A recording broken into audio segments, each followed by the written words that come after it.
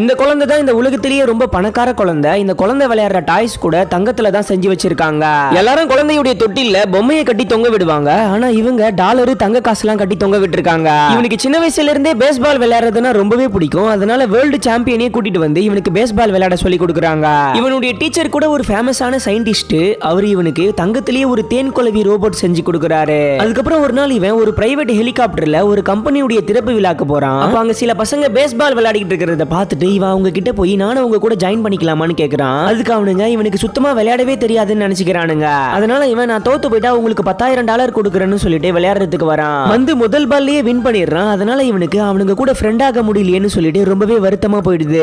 அதுக்கப்புறம் மறுநாள் அந்த பையனுடைய அம்மா அங்க விளையாடிட்டு இருந்த எல்லா பசங்களையும் இவங்க வீட்டுக்கே வர வச்சிடுறாங்க. அவங்களெல்லாம் பார்த்து இவன் ரொம்பவே சந்தோஷப்பட்டு அவங்க வீட்லயே இருக்கிற மெக்டொனால்ட்ஸ்க்கு கூட்டிட்டு போய் அவங்க எல்லாரையுமே சாப்பிட வச்சு அவங்க வீட்டோட பின்பக்கம் இருக்கிற அழகான பிளேஸுக்கு எல்லா பசங்களையும் ரொம்ப ஜாலியா விளையாட